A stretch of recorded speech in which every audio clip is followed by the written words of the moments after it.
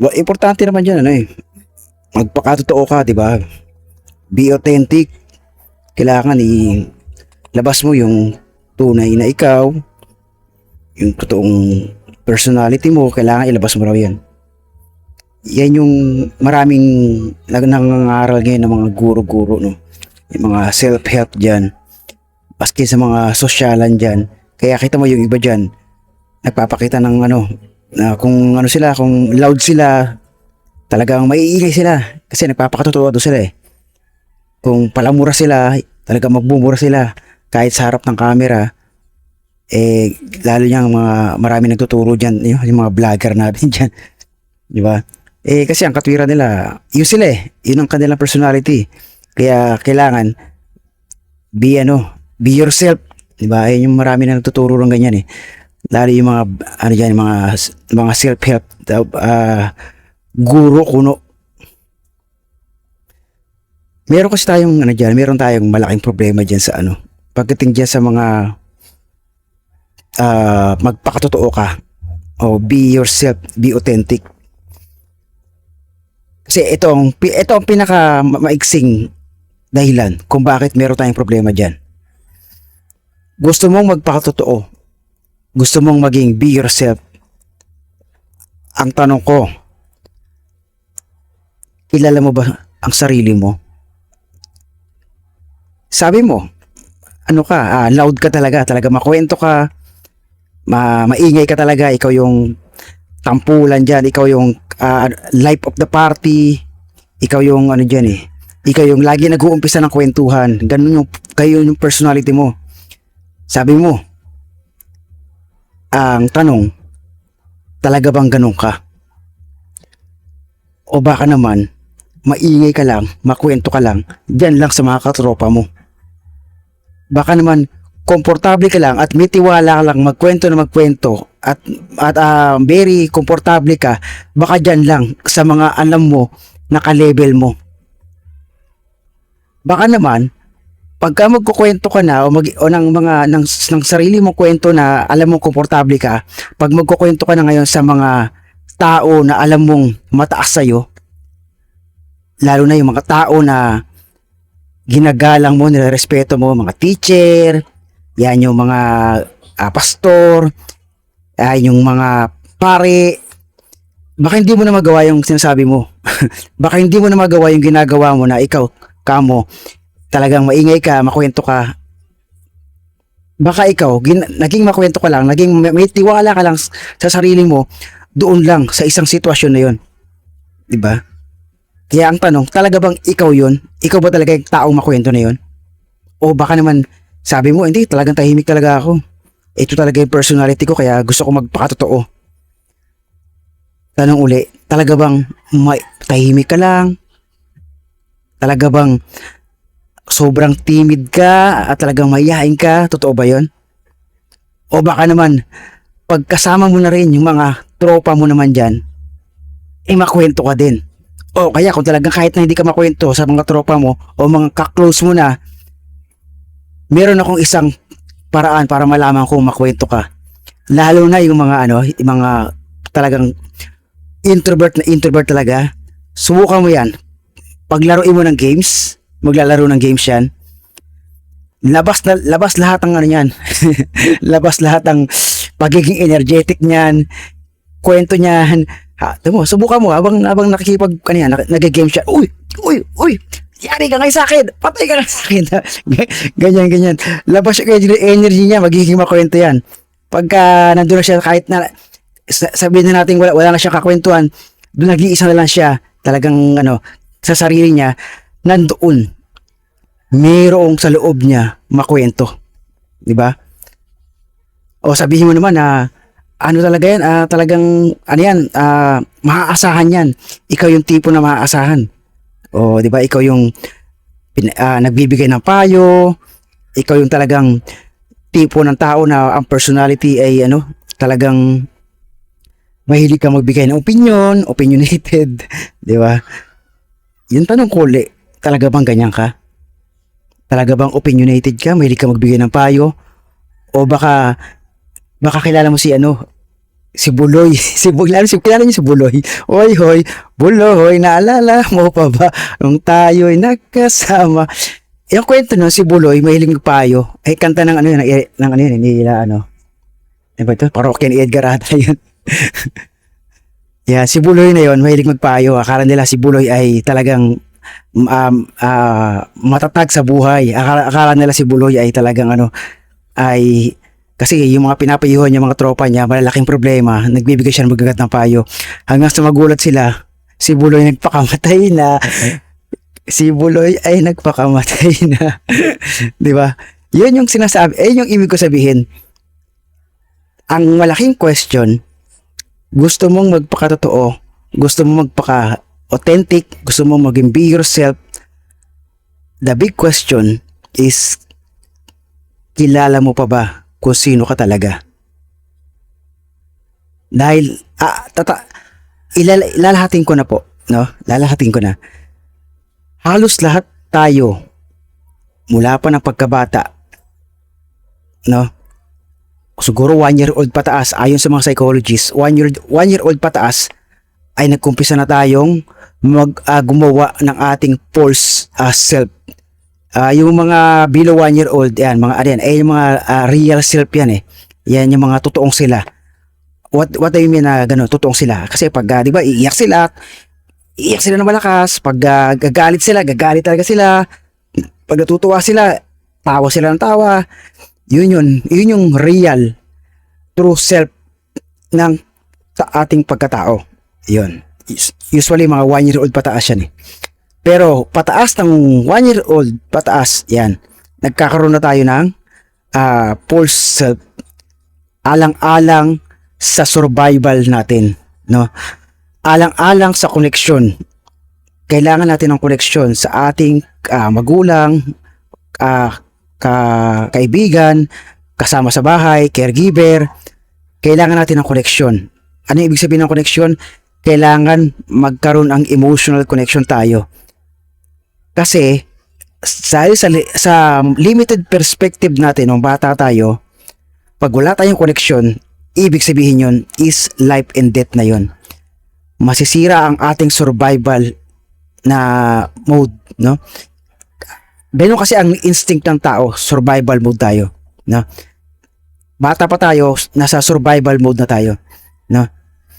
Kaya bata pa lang tayo, meron na tayong ganung instinct. Ngayon, kailan nag-uumpisa yung false self na yan? Doon nga, 1 year old pataas, alang-alang lang sa hindi magalit sa atin yung mga caregiver natin, na-observe natin, kahit na wala pa tayo masyadong kamalayan ng bata tayo na 1 year old, na-observe natin yun na pag ikaw ay tumawa ka, o kaya umiyak ka ng malakas, ay hindi nagugustuhan ng magulang mo yun.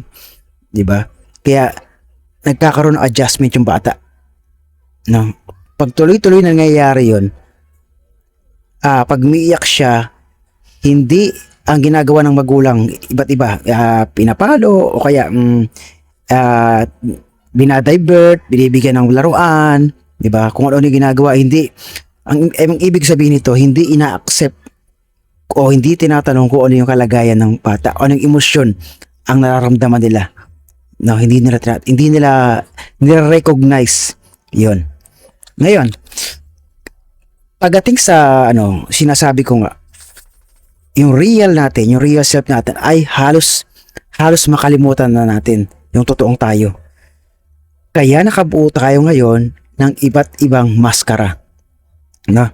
Yung maskara na 'yon, meron tayong kanya-kanyang maskara na develop depende sa konteksto o sitwasyon. What do I mean na maskara? Meron tayong maskara na na-develop kung paano ka paano mo i-treat yung magulang mo. Meron kang maskara doon na kailangan sunod ka ng sunod sa kanya para matuwa siya. Nakikita niya kasi pag mabait ka ay natutuwa siya, no?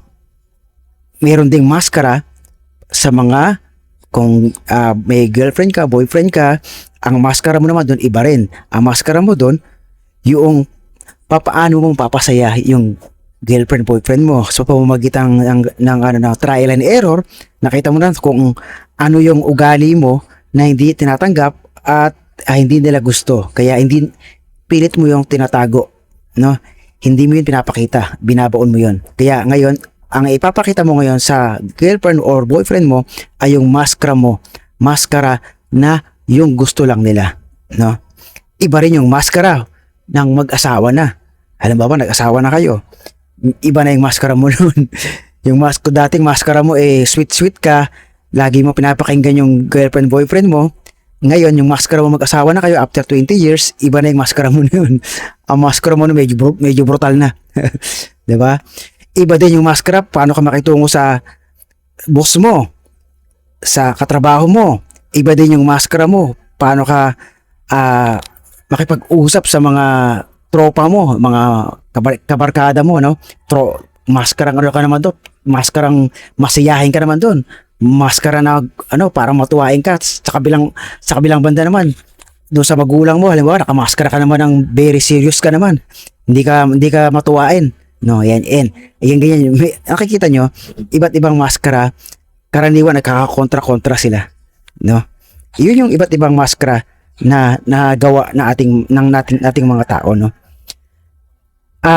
Per se yung maskara na yon, hindi naman siya talagang totally masama. Kasi sa psychology nga tinatawag siyang social social skill, social intelligence yun eh. Kasi kailangan natin gamitin yon para makapag-adapt tayo sa kultura, sa society, sa rules ng society. Kasi pag wala tayong maskara ay malamang magkakagulo-gulo din, no? Chaos. Kasi kung halimbawa sa bahay nyo, may maskara ka na yung masuwahin ka. Meron kang maskara, meron kang personality na masuwahin ka.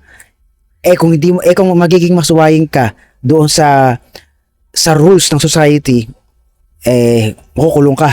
'Di ba? Kaya mag-maskara ka din doon. Ibang maskara ipapakita mo. Maskara ng pagiging masunurin ka doon. Although nasa loob mo talaga nagre-rebelde 'yun. Tutol ka ng tutol doon. Hindi mo nilalabas yung pagiging violent mo doon. 'Di ba? 'Yun yung maskara na 'yun. Kaya 'yun ang tinutukoy ko na nakabuo tayo ng iba't ibang mga persona natin o maskara natin sa iba't ibang sitwasyon, no? Hindi siya totally masama, pero ang pinakamabigat dito, dahil nga iba't iba sinusuot nating maskara sa kaibigan, maskara sa asawa mo, o maskara sa magulang para makitungo sa magulang, maskara para makitungo sa kultura, maskara para makitungo sa society, maskara para makitungo sa boss mo. 'Yon. Meron tayong iba't ibang maskara. Ito ang problema natin. Dahil nga sa katagalan na ng paggamit natin ng maskara mula pa ng bata tayo, ay nakalimutan na natin. Let's say suot ka ng suot ng maskara, no? Maskara ngayon, maskara mamaya, meron kang ibang maskara, bukas iba na naman suot mo. Tapos nito, katagalan yan, di ba? Pagbukas mo, palit ka ng maskara, magugulat ka isang araw, pagtanggal mo ng maskara, wala ka ng muka.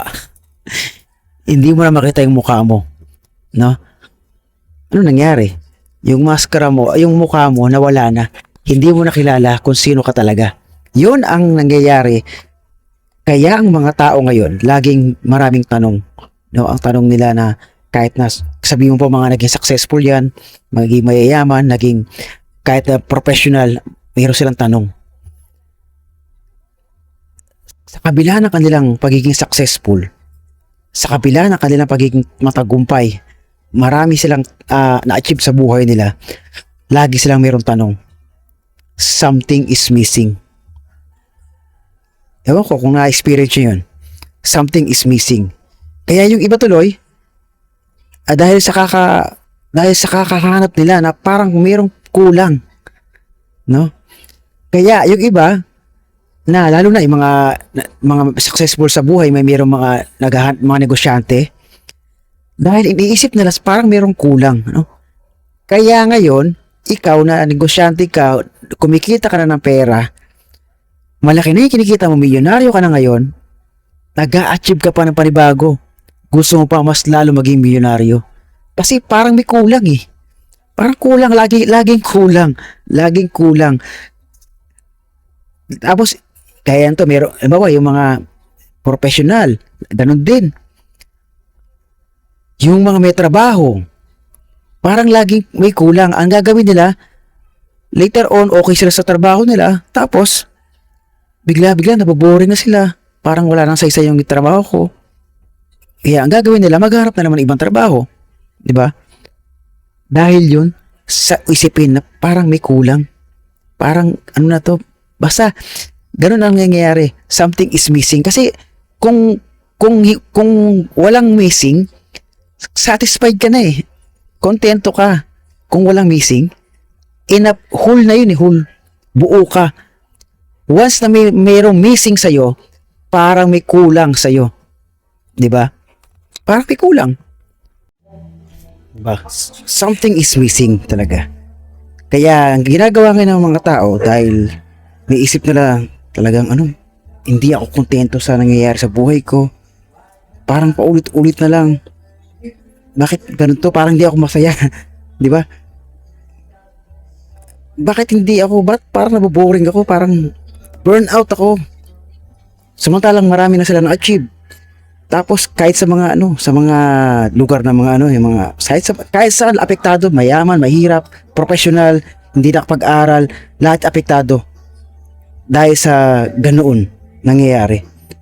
No, kaya ang ginawa nga natin, kung napansin nyo, sa mga tanong natin, ba merong tanong na awareness merong nagbukas na awareness, nagkaroon ng awareness. Ang ginagawa ng tao, iba't ibang paraan. Let's say, kailangan mag-aral pa ako ng kailangan makapagtapos ako.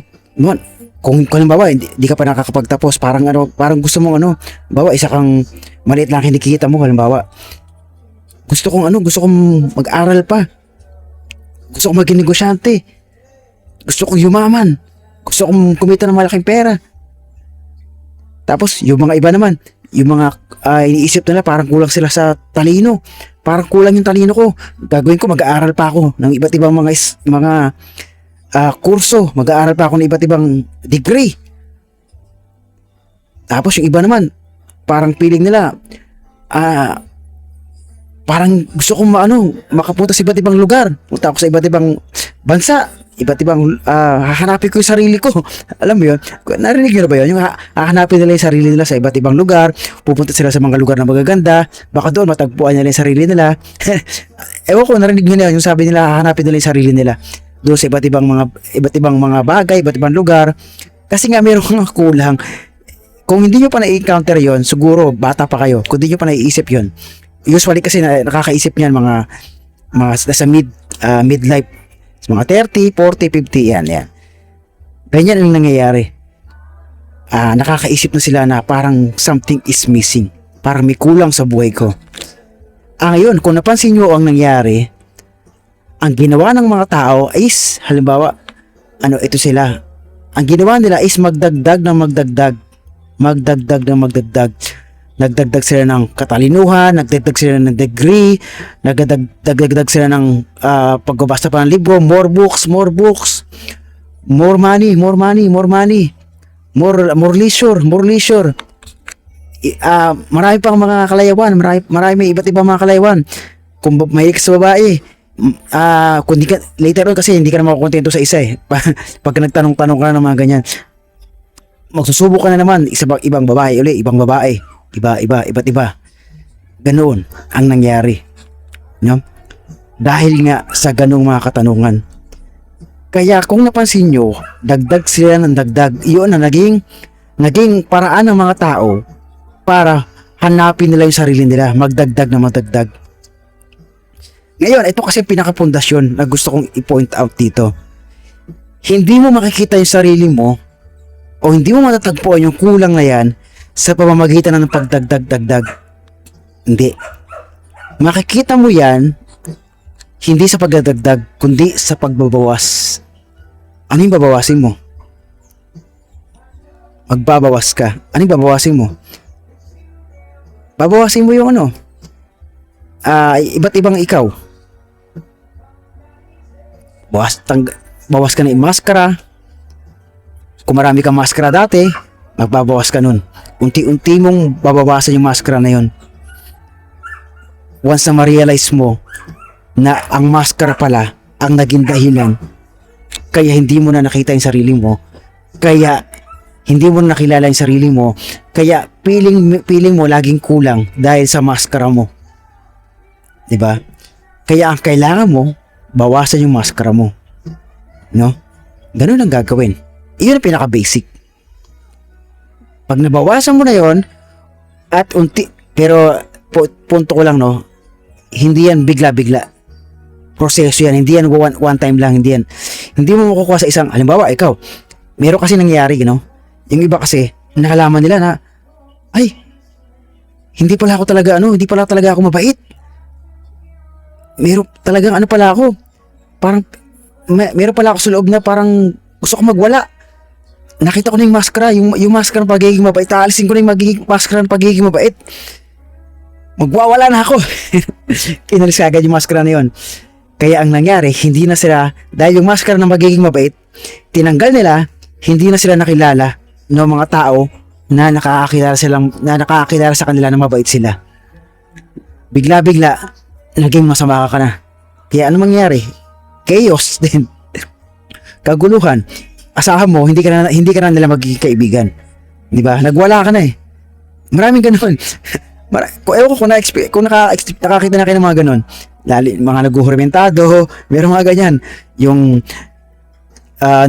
nilalabas na nila yung tunay na sila dahil ang pagkakalam nila, ito pala ang tunay na ako. Kaya ilalabas ko, maguhurmentado na ako. Tapos na ang araw ng pagiging mabait ko. Lalo yung mga niloloko sa asawa. Ayoko na magtiis. Lagi, buhay ko, tiis ako yan. Lagi ako nagpakubaba. Sunod sa kanya. Kaya ngayon, narealize ko, panahon na para lumaban ako. Aalisin ko na ang maskara ng pagiging mabait. Magiging matapang ako. Ano nangyari? Yun, kaguluhan na din. Yun, di ba? Ang maskara, hindi basta-basta inaalis yan. No? Mayroong proseso na kailangan mong gawin. Pag inalis mo yan, dapat yan, meron ka na kagad pamalit. Unti-unti lang. No? Hindi yan basta-basta tinatanggal agad-agad at pinapalitan ng bago. Yun ang istorya ng maskara.